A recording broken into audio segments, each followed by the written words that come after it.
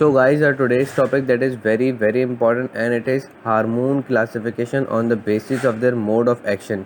पहले हमने क्या देखा था? पहले हमने देखा था hormone classification on the basis of their structure और on the basis of their nature as proteinaceous hormone, steroidal hormone, tyrosine amino acid derived hormones. लेकिन अब हमें क्या डिस्कस करना है? अब हमें डिस्कस करना है हार्मोनल एक्शन। ठीक है, अब हमें डिस्कस करना है hormone classification on the basis of their mode of action, यानी कि हार्मोन्स किस तरीके से अपने टारगेट टिश्यू के ऊपर ऐड करते हैं और वो फिर हार्मोन कौन सा मेथडोलॉजी अपनाएंगे। तो जो वो डिफरेंट मेथडोलॉजी अपनाएंगे हार्मोन्स, हम उनको उनकी बेस पे क्लासिफाई करेंगे कि हमारे पास पहले तो हम देखेंगे कि यार मेथडोलॉजी कौन कौन से हैं, हम कौन कौन से तरीक़ों से सेल के ऊपर ऐड कर सकते हैं, कौन कौन से वेज के थ्रू टारगेट टिश्यू के ऊपर ऐड कर सकते हैं। तो वो जो डिफरेंट वेज हैं उनके ऊपर जो हार्मोन ऐड करेगा या उनको जो हार्मोन अपनाएगा, हम फिर उसको उस तरीके से क्लासिफाई करेंगे। ठीक है, तो पहले हम डिस्कस करते हैं कि हमारे पास टारगेट टिश्यू के ऊपर अगर कोई हार्मोन ऐड करेगा तो वो हमारे पास किन मेथडोलॉजी या किन मेथड्स के थ्रू ऐड कर सकता है। तो देयर आर फ्यू मेथड्स कि या तो हार्मोन हमारे पास है ना मेम्ब्रेन के ऊपर रिसेप्टर लोकेटेड होते हैं, उनके साथ बाइंड होने के बाद फिर हमारे पास मेम्ब्रेन रिसेप्टर एक कॉम्प्लेक्स होता है ना, membrane receptor method. First method क्या है? Membrane receptor method. इस मेम्ब्रेन रिसेप्टर मेथड में क्या होता है कि हमारे पास या तो हार्मोन आएगा, वो हमारे पास मेम्ब्रेन रिसेप्टर के साथ अटैच हो जाएगा, फिर मेम्ब्रेन रिसेप्टर जो है वो फर्दर एक्शंस परफॉर्म करवाएगा बाय डिफरेंट थिंग्स। कैसे?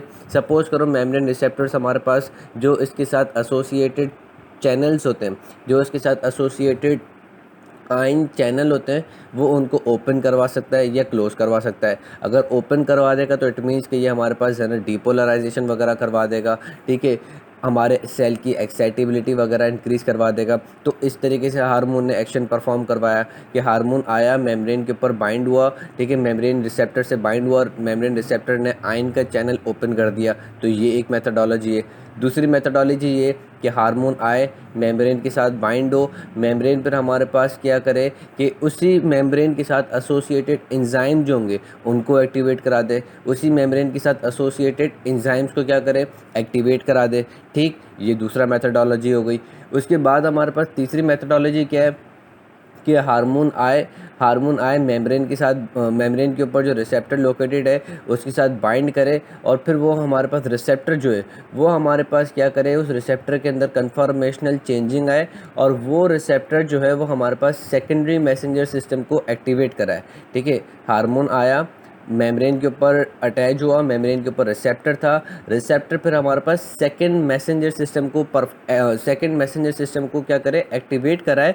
फिर वो सेकंड मैसेंजर सिस्टम जो है पूरा सेल के अंदर अपना एक्शन परफॉर्म करेगा। ठीक, हमारे पास ये जो मेथडोलॉजी है इसमें क्या है कि हार्मोन आएगा, हार्मोन हमारे पास मेम्ब्रेन के ऊपर अटैच होगा, मेम्ब्रेन क्या करेगा? मेम्ब्रेन फिर सेकेंडरी मैसेंजर सिस्टम जो कि सेल के अंदर लोकेटेड है उसको एक्टिवेट करवाएगा और फिर ये जो सेकंड मैसेंजर सिस्टम जो है वो हार्मोन का जो एक्शन परफॉर्म होने थे सेल के अंदर, ये हार्मोन जो एक्शन परफॉर्म करता अपने टारगेट टिश्यू के ऊपर, वो सारे फिर एक्शन जो है वो सेकंड मैसेंजर सिस्टम परफॉर्म करवाएगा। तो ये भी एक मेथडोलॉजी है। ठीक, तो ये जितने भी आपको मैंने मेथडोलॉजीज बताई हैं ये हमारे पास आती हैं under the classification of membrane receptor.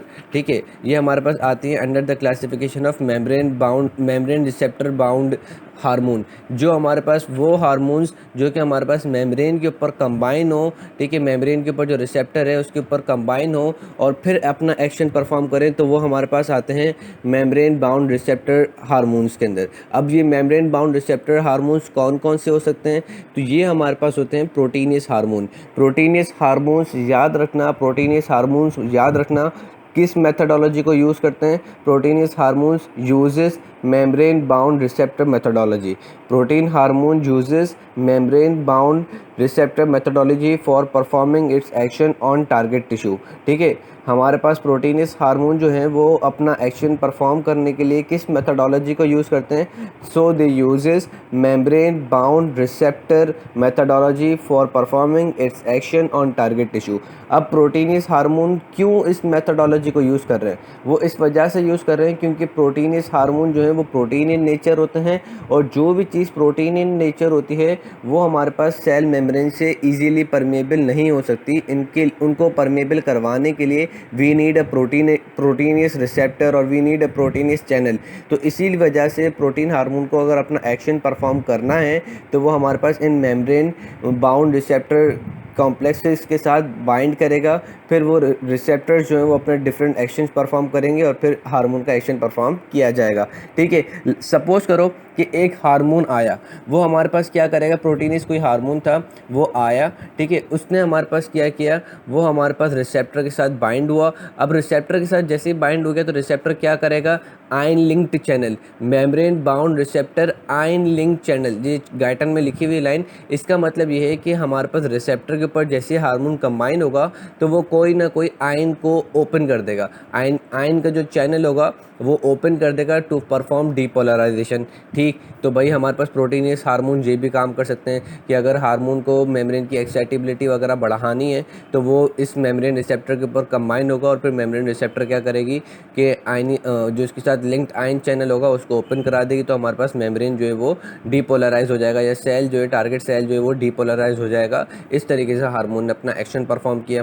ठीक, दूसरा कौन सा तरीका है कि सपोज करो प्रोटीनियस हार्मोन आया, सेल मेम्ब्रेन की सरफेस के ऊपर रिसेप्टर के साथ कंबाइन हुआ। अब ये जो रिसेप्टर जो है वो हमारे पास, अब जो हमें ये जो रिसेप्टर है उसकी थोड़ी सी स्ट्रक्चर भी देखनी है, वो है हमारे पास एंजाइम लिंक्ड रिसेप्टर। अब हमारे पास रिसेप्टर कैसा है कि वो किसी न किसी एंजाइम के साथ लिंक्ड होगा। ठीक है, तो इसकी एग्जाम्पल दी हुई है गाइटन के अंदर, है ना, जानूस काइनेस वाली। अब उसमें क्या होता है कि हमारे पास जैसे ही हार्मोन आया, ठीक है, एग्जाम्पल दी हुई लेप्टिन हार्मोन की, लेप्टिन हार्मोन जो कि एडिपोसाइट्स प्रोड्यूस करते हैं। अब लेप्टिन हार्मोन आया, वो हमारे पास रिसेप्टर के ऊपर कंबाइन होगा। अब ये जो रिसेप्टर जो है इसका स्ट्रक्चर जो है वो सम वॉट डिफरेंट है, जो कि अभी हम नेक्स्ट के अंदर जो रिसेप्टर डिस्कस करेंगे उससे सम वॉट वो डिफरेंट है इसका स्ट्रक्चर। ठीक है, ये जो अभी हमारा रिसेप्टर जो अभी हम डिस्कस कर रहे हैं कि एंजाइम लिंक्ड रिसेप्टर का जो अभी हम डिस्कस कर रहे हैं मेथडोलॉजी, उसका जो रिसेप्टर का स्ट्रक्चर है वो हमारे पास डिफरेंट है as compare to the secondary messenger system जो हम नेक्स्ट के अंदर डिस्कस करेंगे। ठीक, तो ये जो एंजाइम लिंक्ड रिसेप्टर जो है, अब इसके ऊपर जैसे हम हार्मोन आके बाइंड हुआ, हार्मोन कौन सा, लेप्टिन, जो कि एडिपोसाइट्स ने प्रोड्यूस करवाया था। अब जब ये इसके ऊपर आके बाइंड हुआ तो ये हमारे पास क्या कराएगा, ये हमारे पास रिसेप्टर को हमारे पास रिसेप्टर के अंदर एंजाइम होंगे, उसको क्या करेगा, फॉस्फोरिलेटेड करा देगा। एंजाइम के अंदर रिसेप्टर के अंदर हमारे पास क्या होंगे, एंजाइम होंगे, जिसको क्या करेगा, फॉस्फोरिलेशन करा देगा। हार्मोन आया, रिसेप्टर के साथ बाइंड हुआ, रिसेप्टर के साथ जो एसोसिएटेड एंजाइम थे उसको क्या करा दिया, फॉस्फोरिलेशन करा दी।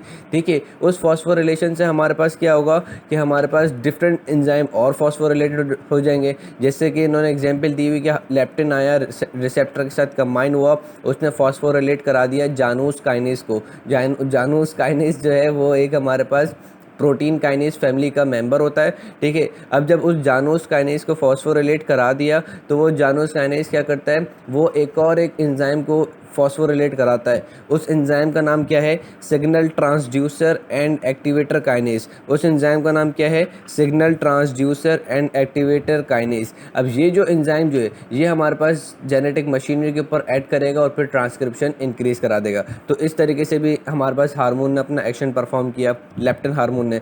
उसके बाद हमारे पास कौन सा है कि मेम्ब्रेन रिसेप्टर के अंदर और कौन सी सब क्लासिफिकेशन आती है, वो ये आती है कि अगर कोई हार्मोन है, ठीक है, हार्मोन आएगा, वो हमारे पास क्या करेगा, हार्मोन हमारे पास इसकी मेम्ब्रेन की रिसेप्टर के ऊपर ऐड करेगा। मेम्ब्रेन का रिसेप्टर जो है वो फिर क्या करेगा, उसके अंदर कन्फर्मेशनल चेंज आएगी और सेकेंडरी मैसेंजर सिस्टम को एक्टिवेट कराएगा। मेम्ब्रेन के अंदर हमारे पास क्या होगा, मेम्ब्रेन के ऊपर जो रिसेप्टर है उसमें कन्फर्मेशनल चेंज आएगी और वो सेकेंडरी मैसेंजर सिस्टम को एक्टिवेट कराएगा।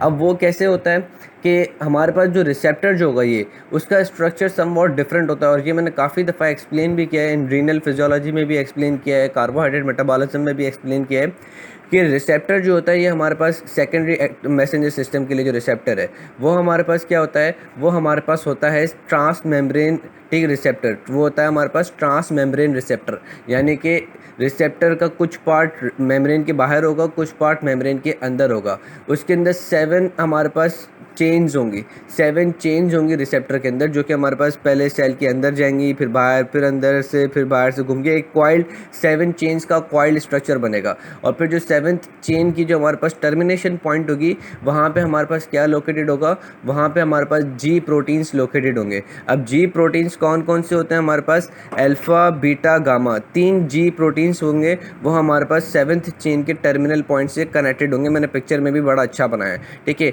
अल्फ़ा बीटा गामा जो है वो हमारे पास इनके साथ कनेक्टेड होंगे, ठीक। भाई सॉरी, वो एक इंटरप्शन आ गई थी। तो मैं आपको बता रहा था कि हमारे पास ये ट्रांस मेम्ब्रेन रिसेप्टर होंगे, 7 चेन्स उसमें होंगी रिसेप्टर के अंदर, और इस रिसेप्टर की जो 7th चेन होगी उसके साथ हमारे पास ये जी प्रोटीन्स कंबाइन हुए होंगे। जी प्रोटीन्स के अंदर हमारे पास क्या होते हैं, 3 पार्ट होते हैं, और वी कैन से 3 हमारे पास सब यूनिट्स होते हैं जी प्रोटीन के। एक होता है अल्फ़ा, एक होता है बीटा, और एक होता है गामा। अल्फ़ा सब यूनिट के साथ हमारे पास क्या एसोसिएटेड होता है, अल्फ़ा सब यूनिट के साथ हमारे पास एसोसिएटेड होता है GDP, ग्वानिसिन डाइफॉस्फेट, ठीक है। ग्वानोसिन डाइफॉस्फेट हमारे पास इसके साथ एसोसिएटेड होता है अल्फ़ा के साथ, ठीक। अब जैसे ही हार्मोन जो है वो हमारे पास मेम्ब्रेन रिसेप्टर के ऊपर आएगा, ठीक है। हार्मोन जो है वो जैसे ही हमारे पास इस मेम्ब्रेन रिसेप्टर के ऊपर आएगा, ठीक है, फॉर एग्जांपल कोई भी प्रोटीनियस हार्मोन है वो इसी मेथड को फॉलो करते हैं, ठीक है। कोई भी प्रोटीनियस हार्मोन है वो हमारे पास आया, वो हमारे पास फिर इस मेम्ब्रेन के ऊपर जो रिसेप्टर है, ट्रांस मेम्ब्रेन रिसेप्टर, उसके साथ बाइंड किया। बाइंड करने के बाद क्या होगा कि अब हमारे पास जैसे इसके साथ बाइंड हो गया, तो हमारे पास बाइंडिंग के बाद कन्फर्मेशनल चेंज आएगी रिसेप्टर के अंदर। उस कन्फर्मेशनल चेंज से क्या होगा कि अल्फ़ा जीडीपी जो हमारा सब यूनिट है जी प्रोटीन का, वो हमारे पास इस ट्रांस मेम्ब्रेन रिसेप्टर से अलग हो जाएगा, ठीक है। कन्फर्मेशनल चेंज क्या आई इस रिसेप्टर के अंदर कि हमारे पास अल्फ़ा जी प्रोटीन जो है, अल्फ़ा जो जीडीपी जो है, अल्फ़ा जीडीपी जी प्रोटीन का पार्ट, वो हमारे पास क्या होगा, इस रिसेप्टर से अलग हो जाएगा। अब जब वो इस रिसेप्टर से अलग हो जाएगा अल्फ़ा जीडीपी, तो हमारे पास क्या होगा कि अब सेल के अंदर से एटीपी लेगा और ये हमारे पास कन्वर्ट हो जाएगा किसके अंदर, अल्फ़ा जीटीपी के अंदर, ठीक। Alpha GDP will be converted to alpha GTP, और फिर अल्फ़ा जीटीपी जो है वो एडिनाइलेट साइक्लेज के ऊपर ऐड करेगा, ठीक है। एडिनाइलेट साइक्लेज के ऊपर ऐड करने के बाद एडिनाइलेट साइक्लेज क्या करेगा कि एडिनाइलेट साइक्लेज सेल के अंदर मौजूद एटीपी को कन्वर्ट कर देगा CAMP के अंदर, साइक्लिक एडिनोसिन मोनोफॉस्फेट के अंदर, और फिर ये CAMP वो फिर अपने डिफरेंट एंजाइम्स के ऊपर ऐड करेगा, पर्टिकुलरली प्रोटीन काइनेजेस वगैरह के ऊपर, उनको फॉस्फोरिलेट कराएगा, और फिर जो एंजाइम के अंदर एक्शन है वो परफॉर्म हो जाएगा। इसकी बेस्ट एग्जांपल है हमारे पास ग्लूकागॉन, ठीक है। तो मैंने ग्लूकागॉन के अंदर ये समझाया है। सो नेक्स्ट के अंदर हम डिफरेंट और जो मेथोडोलॉजी है उनको डिस्कस करेंगे। सो गाइस, हम लोगों ने डिस्कस किया था कि सेकेंडरी मैसेंजर सिस्टम को, कि मेम्ब्रेन जो है वो हमारे पास CAMP सेकेंडरी मैसेंजर सिस्टम को किस तरीके से एक्टिवेट करवाती है, ठीक। अब अगर हमारे पास कोई हार्मोन है जो कि मेम्ब्रेन के साथ, मेम्ब्रेन के ऊपर जो रिसेप्टर मौजूद है उसके साथ अटैच होती है, तो रिसेप्टर हमारे पास और क्या एक्शन परफॉर्म कर सकता है, वो ये करेगा कि रिसेप्टर हमारे पास फिर एक और एंजाइम को एक्टिवेट करा देगा, फॉस्फोलाइपेज को। और वो फॉस्फोलाइपेज हमारे पास क्या करता है कि वो हमारे पास लाइसोलेसिथिन हमारे पास है ना, वो फॉस्फोलिपिड होता है, उसको हमारे पास क्लीव करा देता है किसके अंदर, 2 पार्ट्स के अंदर। एक जिसको हम कहते हैं फॉस्फो इनोसिटोल ट्राइफॉस्फेट, ठीक है। एक जिसको हम क्या कहते हैं, फॉस्फो इनोसिटोल ट्राइफॉस्फेट। और दूसरा कौन सा पार्ट, दूसरा पार्ट जिसको हम कहते हैं डाईएसाइल ग्लाइसरोल, ठीक। हार्मोन आया, मेम्ब्रेन रिसेप्टर के ऊपर कंबाइन हुआ, कंबाइन होने के बाद रिसेप्टर ने क्या किया कि एक एंजाइम को एक्टिवेट करा दिया, पर्टिकुलरली जिसको हम कहते हैं फॉस्फोलाइपेज। और वो फॉस्फोलाइपेज ने क्या किया कि उसने हमारे पास एक फॉस्फोलिपिड होता है जिसको हम कहते हैं लाइसोलेसिथिन, ठीक है, या फॉस्फोलेसिथिन, ठीक है। उसको इन्होंने क्लीव करा दिया किसके अंदर, उसको उसने क्लीव करा दिया इन्होंने फॉस्फो इनोसिटोल ट्राइफॉस्फेट के अंदर, और उसने उसको क्लीव कराया डाईएसाइल ग्लाइसरोल को। जब हम फॉस्फोलेसिथिन का स्ट्रक्चर क्लीव करते हैं तो हमारे पास ये 2 स्ट्रक्चर्स मिलते हैं, एक डाईएसाइल ग्लाइसरोल और एक फॉस्फोइनोसिटोल ट्राइफॉस्फेट। तो ये जो फॉस्फोइनोसिटोल ट्राइफॉस्फेट और डाईएसाइल ग्लाइसरोल है ये बहुत ज़्यादा इंपॉर्टेंट है, ठीक है। क्यों, क्योंकि ये जो हमारे पास फॉस्फोइनोसिटोल ट्राइफॉस्फेट है। याद रखना ये BCQ के अंदर भी आता है। वो ये है कि ये हमारे पास इंट्रासेलुलर कैल्शियम आइंस की कंसंट्रेशन इंक्रीज कराता है। कैसे? By increasing endoplasmic reticulum to release calcium ions, by increasing other organelles like Golgi apparatus to release calcium ions. तो ये हमारे पास इंट्रासेलुलर कैल्शियम आइंस की कंसंट्रेशन इंक्रीज करा देता है। और फिर इंट्रासेलुलर कैल्शियम आइन जो है, अब now it serve as third messenger system. कैसे? कि ये कैल्शियम आयन जो है वो रिक्वायर होता है बहुत सारे एंजाइम्स को to perform their actions, like kinases enzyme को रिक्वायर होता है कि कैल्शियम आइंस मिले तो हम अपना काम जो है परफॉर्म करें। Calcium ions act as cofactor for the enzymes. तो ये now that calcium ions serve as third messenger system. ठीक, तो इस तरीके से फॉस्फोलाइपेज जो है वो बहुत ज़्यादा, फॉस्फोइनोसिटोल ट्राइफॉस्फेट जो है वो बहुत ज़्यादा इंपॉर्टेंट होता है। और डायसाइल ग्लाइसरॉल ये भी ज़्यादा इंपॉर्टेंट होता है क्योंकि ये भी डिफरेंट एंजाइम्स को क्या करता है, एक्टिवेट कराता है। ठीक, अब ये तो हमने देख लिया भाई कि सारे सेकेंडरी मैसेंजर सिस्टम है। अब जो स्टीरॉयडल हार्मोन्स हैं, स्टीरॉयडल हार्मोन्स चूँकि हमारे पास क्या होते हैं कि लिपिड सॉल्युबल होते हैं, वो हमारे पास मेम्ब्रेन को परमेबल हो जाएंगे। जाहिर सी बात है, मेम्ब्रेन लिपिड बाई लेयर की बनी हुई है, तो और steroidal hormone steroidal in nature है, लिपिड ही है, तो वो हमारे पास मेम्ब्रेन को क्रॉस कर जाएगा। मेम्ब्रेन को क्रॉस करके वो हमारे पास साइटोप्लाज्म में आएंगे। साइटोप्लाज्म में फिर वो हमारे पास क्या करेंगे, रिसेप्टर्स के साथ कंबाइन होंगे। अब रिसेप्टर के साथ कंबाइन होने के लिए हमारे पास रिसेप्टर जो होता है स्टीरॉयडल हार्मोन का रिसेप्टर, उसके पास 3 साइट्स होती हैं। एक रिसेप्टर की अपनी हार्मोन बाइंडिंग साइट जिससे वो स्टीरॉयड रिसेप्टर को अटैच कराएगा। दूसरी जीन बाइंडिंग साइट और DNA बाइंडिंग साइट जिससे वो हमारे पास है ना जीन के ऊपर जो स्पेसिफिक एरिया होगा, जीन के ऊपर भी स्पेसिफिक हो गया, स्पेसिफिक एरिया होगा जिससे हमारे पास रिसेप्टर कंबाइन होगा। तो रिसेप्टर के ऊपर DNA बाइंडिंग साइट होगी और जीन के ऊपर हमारे पास क्या होगा, हार्मोन रिस्पॉन्स एलिमेंट होगा। ठीक, तो सॉरी वो इंटरप्शन आ गई थी, तो मैं आपको बता रहा था कि जीन के ऊपर भी हमारे पास क्या होगा, हार्मोन रिस्पांस एलिमेंट होगा जिससे वो हमारे पास है ना रिसेप्टर के साथ बाइंड हो सके। ठीक है, जीन के ऊपर क्या होगा, हार्मोन रिस्पांस एलिमेंट जिससे वो हमारे पास DNA से और जिससे हमारे पास वो रिसेप्टर से कंबाइन हो सके। जीन के ऊपर हार्मोन रिस्पांस एलिमेंट, और जो रिसेप्टर जो है उसके पास 3 साइड्स होंगी। एक साइड जिससे वो हार्मोन से बाइंड करेगा, दूसरी साइड जिससे वो DNA से बाइंड करेगा। तो उस DNA के भी कौन से पार्ट, जीन के पार्ट। ठीक है, DNA का कौन सा पार्ट, जीन वाला पार्ट, क्योंकि DNA हमें पता है कि क्या है कि डबल हेलिकल स्ट्रक्चर है, और उस डबल हेलिकल स्ट्रक्चर में क्या होते हैं, न्यूक्लियोटाइड्स होते हैं, और स्पेसिफिक सेट ऑफ न्यूक्लियोटाइड्स को हम जीन कहते हैं। तो जाहिर सी बात है, अब ये रिसेप्टर जो है वो हमारे पास स्पेसिफिक सेट ऑफ न्यूक्लियोटाइड्स के ऊपर ही DNA के ऐड करेगा, तो उन स्पेसिफिक सेट ऑफ न्यूक्लियोटाइड्स को हम जीन कहते हैं। तो बेसिकली रिसेप्टर हमारे पास किसके ऊपर ऐड कर रहा है, जीन के ऊपर ऐड करेगा। तो जब वो जीन के ऊपर ऐड करेगा तो जीन के लिए कोई ना कोई, मतलब जीन के भी किसी न किसी स्ट्रक्चर के ऊपर कंबाइन करेगा। तो रिसेप्टर का we can say DNA binding site और genetic material binding site will combine with hormone response element of gene. Gene का हमारे पास क्या होगा, हार्मोन रिस्पॉन्स एलिमेंट, और ये रिसेप्टर का हमारे पास क्या होगा, DNA बाइंडिंग साइट। तो ये दोनों हमारे पास कंबाइन हो जाएंगे। ठीक, अभी भी एक्शन परफॉर्म नहीं होगा, भले DNA binding site hormone response element के साथ बाइंड हो गई, उसके रिसेप्टर के ऊपर हमारे पास हार्मोन भी कंबाइन हो गया, अभी भी एक्शन परफॉर्म नहीं होगा। क्यों? क्योंकि हमारे पास सेल साइटोप्लाज्म के अंदर रेगुलेटरी प्रोटीन्स होते हैं जो कि वो ये काम को परफॉर्म करवाएंगे, और वो रेगुलेटरी प्रोटीन हमारे पास हार्मोन के ऊपर रेगुलेटरी साइट होती है उसके ऊपर बाइंड करेंगे।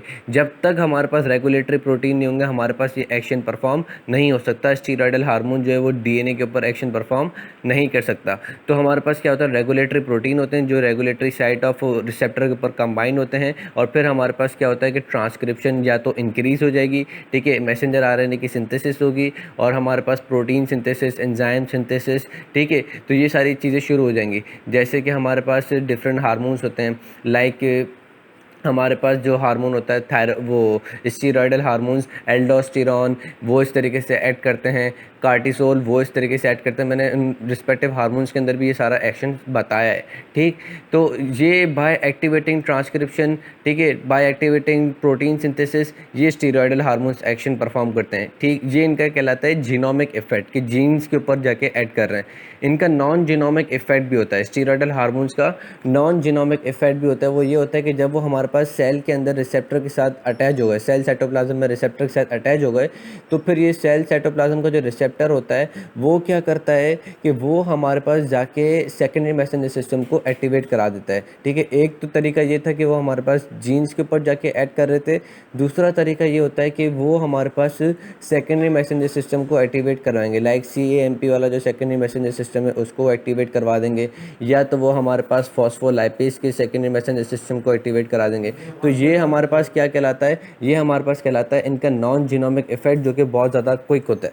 ठीक, इसके बाद जो है वो लास्ट हमारी चीज़ रह गई, वो है हमारे पास न्यूक्लियर बाइंडिंग साइट। ठीक है, और वी कैन से न्यूक्लियर। तो थर्ड जो है वो है हमारे पास amino acid derive, tyrosine amino acid derive hormones का, पर्टिकुलरली कैटिकोल अमाइंस, और जो हमारे पास वो होते हैं triiodotyrosine and thyroxine, T3 and T4 hormones of thyroid gland.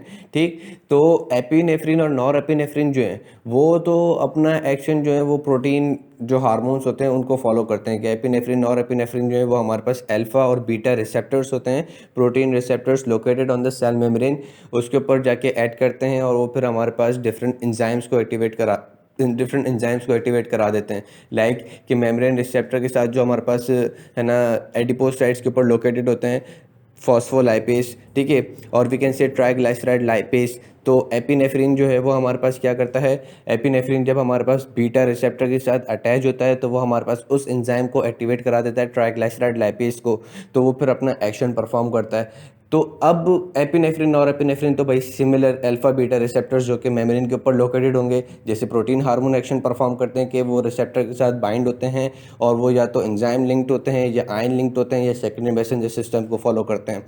तो इसी तरीके से एपिनेफ्रिन और एपिनेफ्रिन हमारे पास मेम्ब्रेन के ऊपर रिसेप्टर लोकेटेड होगा, उनसे बाइंड होंगे और वो हमारे पास एंजाइम लिंक्ड होते हैं। ठीक, उसके बाद अगर हम देखें किसको, टायरोसिन को, ठीक है, जो मतलब tyrosine amino acid derived hormones हैं T3 एंड T4। तो ये T3 एंड T4 क्या करते हैं, इनके रिसेप्टर्स जो होते हैं, इनके रिसेप्टर्स वो डायरेक्टली DNA के ऊपर लोकेटेड होते हैं। ठीक है, वी कैन से कि जीन हैव स्पेसिफिक साइट, ठीक है, gene have specific site for them. तो हमारे पास उन्हीं जीन की स्पेसिफिक साइट के ऊपर हमारे पास T3 T4 ऐड करते हैं, उनको फॉस्फोरिलेट कराते हैं ताकि हमारे पास जो है वो हिस्टोन्स जो हैं, जो कि हमारे पास DNA को कॉइल करके रख रहा होता है और है ना mRNA सिंथेसिस से इनहिबिट करा के रख रहा होता है, तो वो फॉस्फोरिलेट कराते हैं हिस्टोन्स को ताकि हिस्टोन्स जो है वो अलग हो जाएं और जीन से थोड़ा सा मतलब वी कैन से कि DNA के जो न्यूक्लियोटाइड्स इसके ऊपर कॉइल्ड हुए हुए होते हैं, तो जो कॉइल्ड न्यूक्लियोटाइड्स होते हैं वो हमारे पास थोड़े अलग हो जाएं, हिस्टोन से अलग हो जाएं और फिर वो हमारे पास अलग होके अनजिप होने के बाद वो हमारे पास मैसेंजर आरएनए की सिंथेसिस करा दें। तो ये हमारे पास T3 और T4 इस तरीके से अपना न्यूक्लियर एक्शन परफॉर्म करते हैं। बाकी इसका नॉन जीनोमिक एक्शन भी होता है कि वो हमारे पास सेकेंडरी मैसेंजर सिस्टम को एक्टिवेट कराते हैं by binding with the receptors located inside the cell membrane. क्योंकि ये हमारे पास स्टेरॉयडल नेचर को फॉलो करते हैं तो ये हमारे पास मेम्ब्रेन के अंदर आएंगे, मेम्ब्रेन के अंदर आने के बाद जो रिसेप्टर्स हैं उनके साथ कंबाइन होंगे और वो हमारे पास सेकेंडरी मैसेंजर सिस्टम को एक्टिवेट करा देंगे या डिफरेंट एंजाइम्स को एक्टिवेट करवा देंगे to perform their non genomic action.